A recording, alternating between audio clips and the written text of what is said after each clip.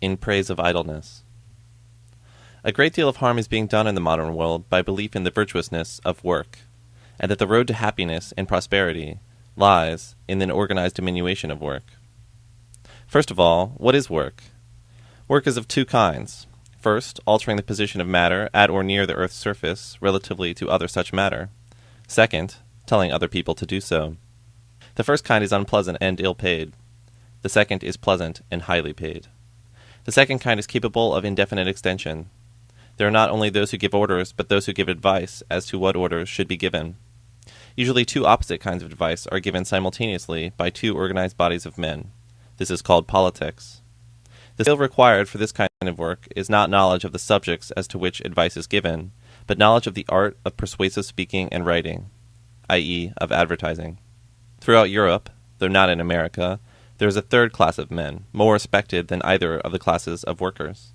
There are men who, through ownership of land, are able to make others pay for the privilege of being allowed to exist and to work.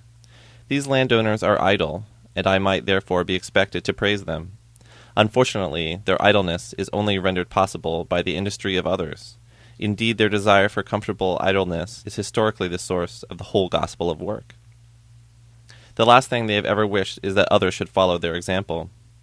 From the beginning of civilization until the Industrial Revolution, a man could, as a rule, produce by hard work little more than was required for the subsistence of himself and his family, although his wife worked at least as hard as he did, and his children added their labor as soon as they were old enough to do so. The small surplus above bare necessities was not left to those who produced it, but was appropriated by warriors and priests. In times of famine there was no surplus. The warriors and priests, however, still secured as much as at other times, with the result that many of the workers died of hunger.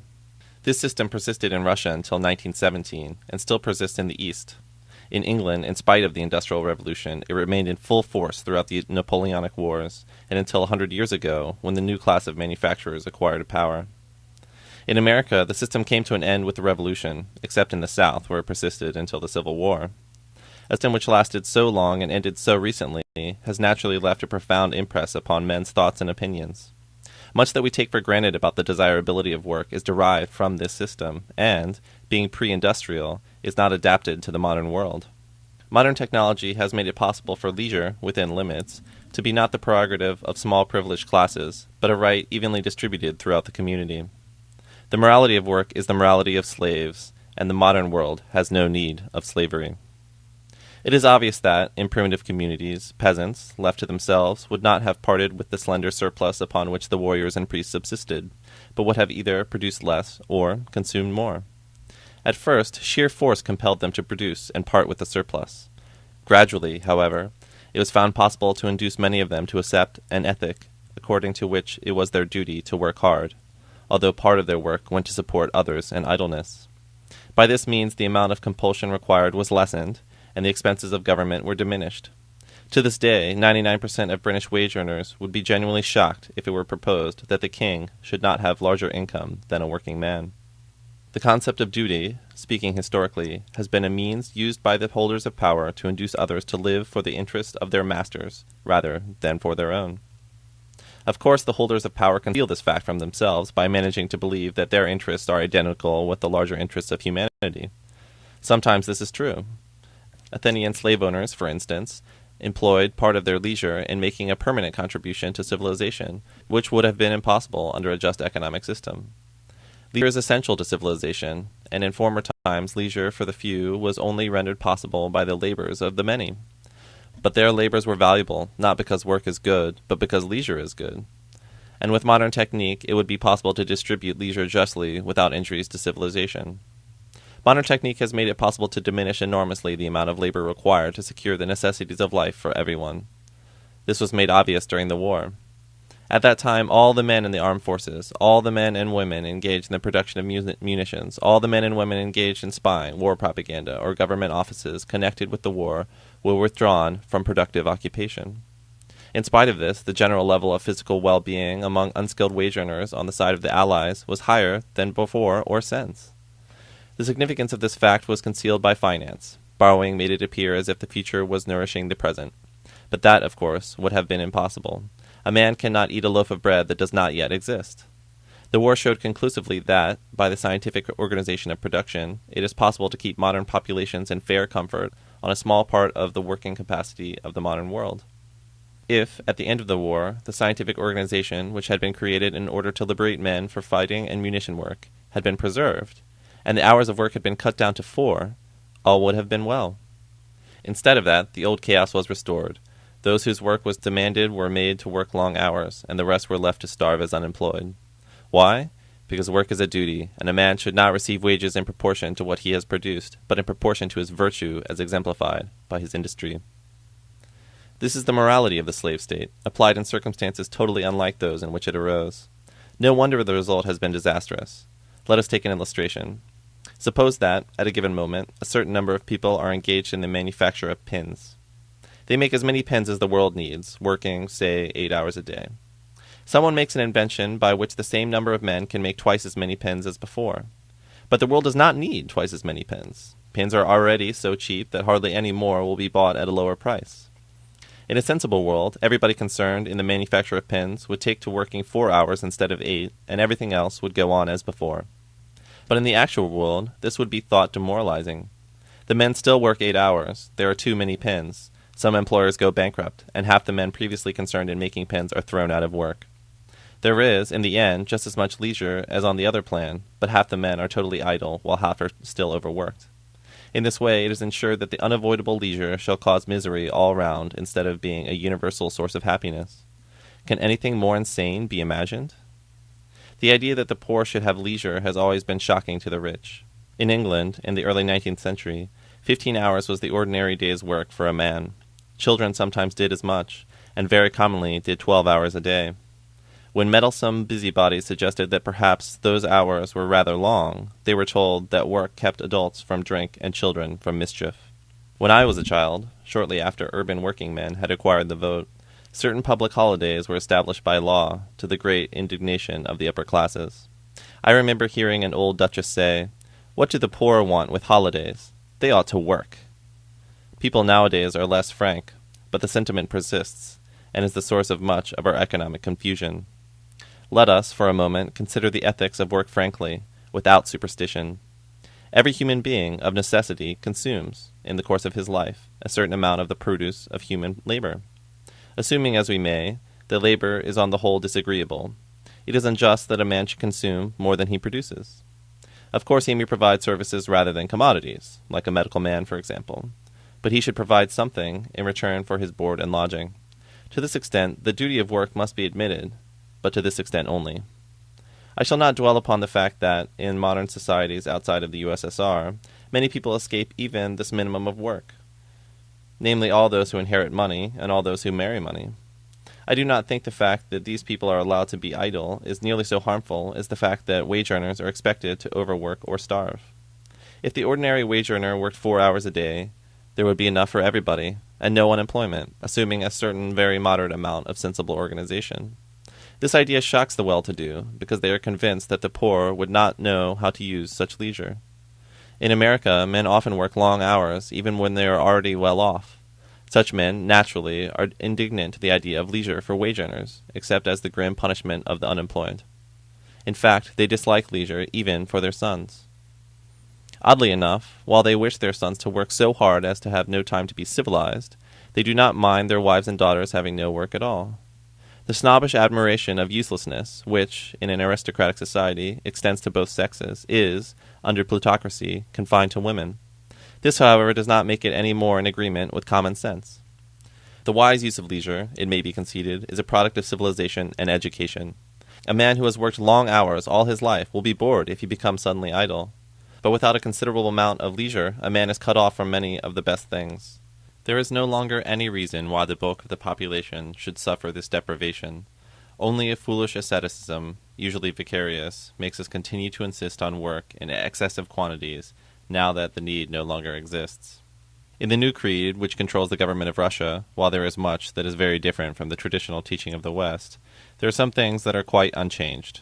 The attitude of the governing classes, and especially of those who conduct educational propaganda, on the subject of the dignity of labor is almost exactly that which the governing classes of the world have always preached to that which were called the honest poor. Industry, sobriety, willingness to work long hours for distant advantages, even submissiveness to authority, all these reappear. Moreover, authority still represents the will of the ruler of the universe, who, however, is now called by a new name, dialectical materialism. The victory of the proletariat in Russia has some points in common with the victory of the feminists in some other countries. For ages, men had conceded the superior saintliness of women, and had consoled women for their inferiority by maintaining that saintliness is more desirable than power. At last the feminists decided that they would have both, since the pioneers among them believed that all the men had told them about their desirability of virtue, but not what they had told them about the worldliness of political power. A similar thing has happened in Russia as regards manual work. For ages, the rich and their sycophants have written in praise of honest toil, have praised the simple life, have professed a religion which teaches that the poor are much more likely to go to heaven than the rich, and in general have tried to make manual workers believe that there is some special nobility about altering the position of matter in space, just as men tried to make women believe that they derive some special nobility from their sexual enslavement. In Russia, all this teaching about the excellence of manual work has been taken seriously, with the result that the manual worker is more honored than anyone else. What are in essence revivalist peers are made, but not for the old purposes. They are made to secure shock workers for special tasks. Manual work is the ideal which is held before the young, and is the basis of all ethical teaching. For the present, possibly, this is all to the good. A large country, full of natural resources, awaits development, and has to be developed with very little use of credit. In these circumstances, hard work is necessary, and is likely to bring a great reward. But what would happen when the point has been reached where everybody could be comfortable without working long hours? In the West, we have various ways of dealing with this problem. We have no attempt at economic justice, so that a large proportion of the total produce goes to a small minority of the population, many of whom do no work at all.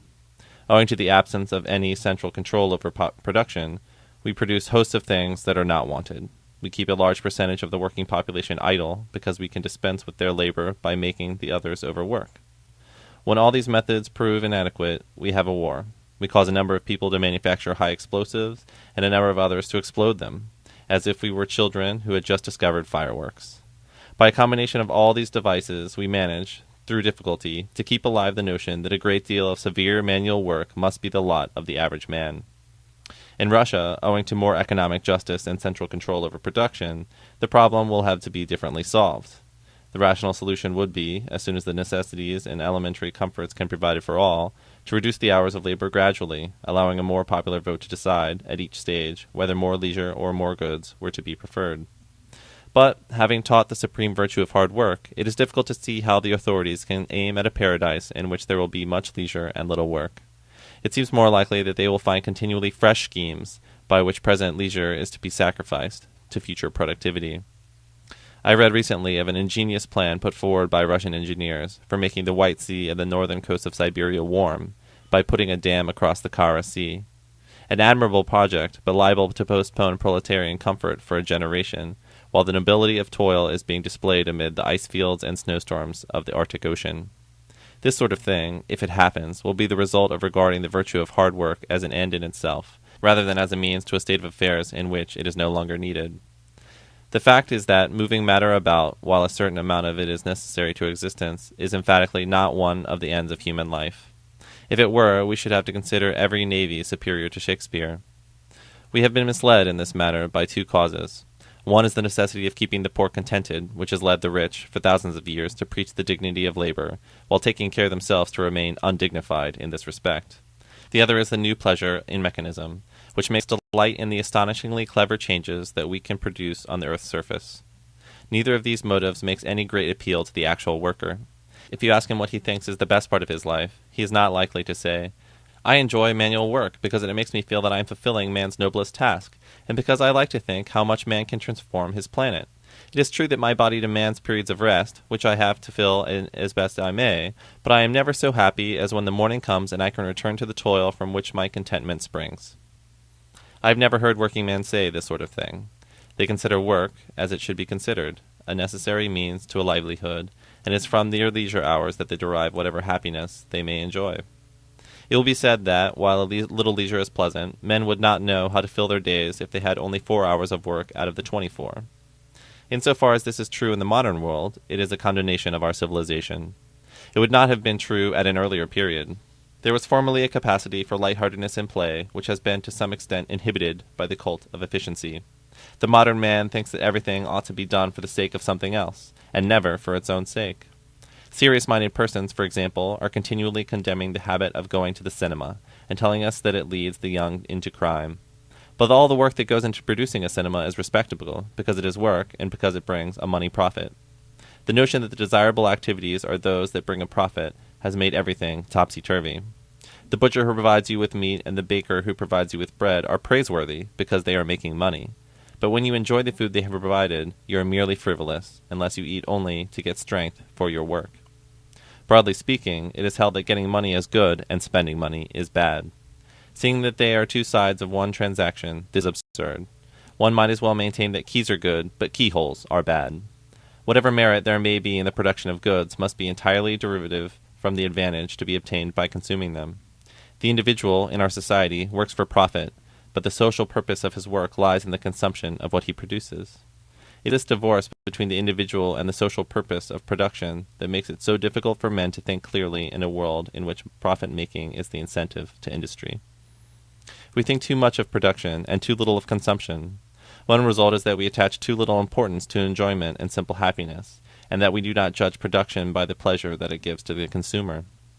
When I suggest that working hours should be reduced to 4, I am not meaning to imply that all the remaining time should necessarily be spent in pure frivolity. I mean that 4 hours' work a day should entitle a man to the necessities and elementary comforts of life, and that the rest of his time should be his to use as he might see fit. It is an essential part of any such social system that education should be carried further than it usually is at present, and should aim, in part, at providing tastes which would enable a man to use leisure intelligently. I am not thinking mainly of the sort of things that would be considered, quote, highbrow. Peasant dances have died out except in remote rural areas, but the impulses which cause them to be cultivated must still exist in human nature.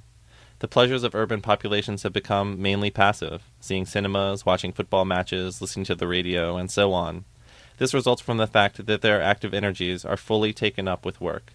If they had more leisure, they would again enjoy pleasures in which they took an active part. In the past, there was a small leisure class and a larger working class. The leisure class enjoyed advantages for which there was no basis in social justice. This necessarily made it oppressive, limited its sympathies, and caused it to invent theories by which to justify its privileges. These facts greatly diminished its existence, but in spite of this drawback, it contributed nearly the whole of what we call civilization. It cultivated the arts and discovered the sciences. It wrote the books, invented the philosophies, and refined social relations. Even the liberation of the oppressed has usually been inaugurated from above. Without the leisure class, mankind would never have emerged from barbarism. The method of a hereditary leisure class without duties was, however, extraordinarily wasteful. None of the members of the class had been taught to be industrious, and the class as a whole was not exceptionally intelligent. The class might produce one Darwin, but against him had been set tens of thousands of country gentlemen who never thought of anything more intelligent than fox-hunting and punishing poachers. At present, the universities are supposed to provide, in a more systematic way, what the leisure class provided accidentally and as a byproduct. This is a great improvement, but it has certain drawbacks. University life is so different from life in the world at large that men who live in an academic milieu tend to be unaware of the preoccupations and problems of ordinary men and women. Moreover, their ways of expressing themselves are usually such as to rob their opinions of the influence that they ought to have upon the general public. Another disadvantage is that in universities, studies are organized, and the man who thinks of some original line of research is likely to be discouraged. Academic institutions, therefore, useful as they are not adequate guardians of the interests of civilization in a world where everyone outside their walls is too busy for unutilitarian pursuits. In a world where no one is compelled to work more than 4 hours a day, every person possessed of scientific curiosity will be able to indulge it, and every painter will be able to paint without starving, however excellent his pictures may be. Young writers will not be obliged to draw attention to themselves by sensational potboilers, with a view to acquiring the economic independence needed for monumental work, for which, when the time at last comes, they will have lost the taste and the capacity. Men who, in their professional work, have become interested in some phase of economics of government will be able to develop their ideas without the academic detachment that makes the work of university economicists often seem lacking in reality. Medical men will have time to learn about the progress of medicine. Teachers will not be exasperatedly struggling to teach by routine methods things which they learnt in their youth, which may, in the interval, have been proved to be untrue. Above all, there will be happiness and joy of life, instead of frayed nerves, weariness, and dyspepsia. The work exacted will be enough to make leisure delightful, but not enough to produce exhaustion. Since men will not be tired in their spare time, they will not demand only such amusements as are passive and vapid. At least 1% will probably devote the time not spent in professional work to pursuits of some public importance, and, since they will not depend upon the pursuits for their livelihood, their originality will be unhampered, and there will be no need to conform to the standards set by elderly pundits. It is not only in these exceptional cases that the advantages of leisure will appear. Ordinary men and women, having the opportunity of a happy life, will become more kindly and less persecuting, and less inclined to view others with suspicion. The taste for war will die out, partly for this reason, and partly because it will involve long and severe work for all. Good nature is, of all moral qualities, the one that the world needs most, and good nature is the result of ease and security, not of a life of arduous struggle. Modern methods of production have given us the possibility of ease and security for all. We have chosen, instead, to have overwork for some and starvation for others. Hitherto we have continued to be as energetic as we were before there were machines. In this we have been foolish, but there is no reason to go on being foolish forever.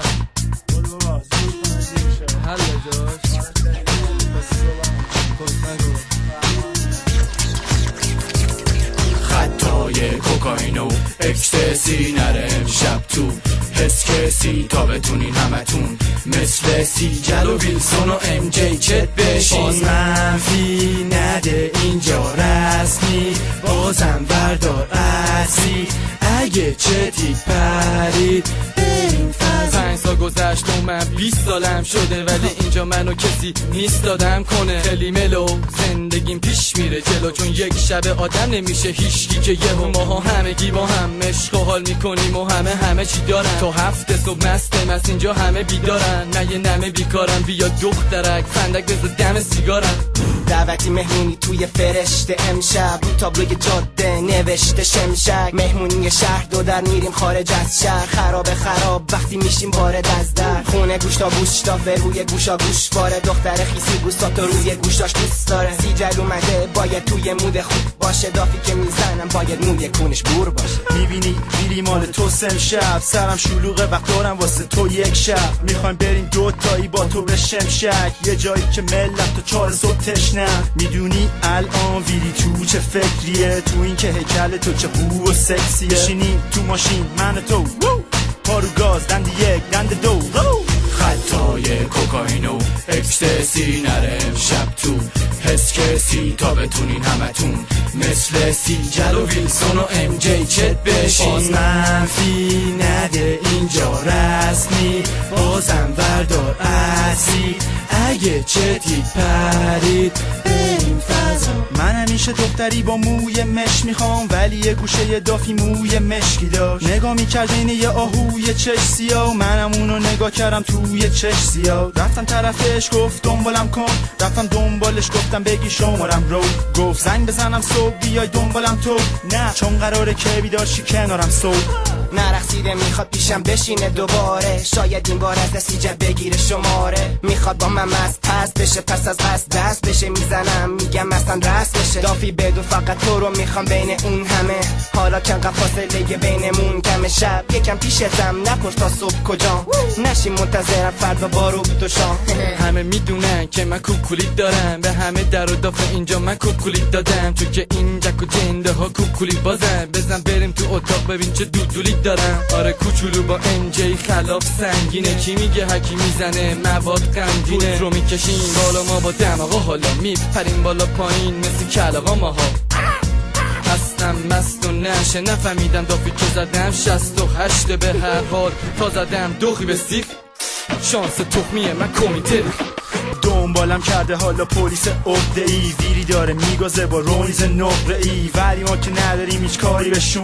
در و داف کن میخوام با کمر باریکشون، میخوام به همشون بدم من یه جای نشون، پس به سمت خونه ویری میریم لایکشون. خطای کوکائین و اکستسی نره امشب تو حس کسی تا بتونین همتون مثل سیجل و ویلسون و ام جی چت بشین. باز منفی نده اینجا رسمی، بازم بردار اصلی، اگه چتید پرید بریم فضا. ام جی ویلسون سیجل زد بازی جی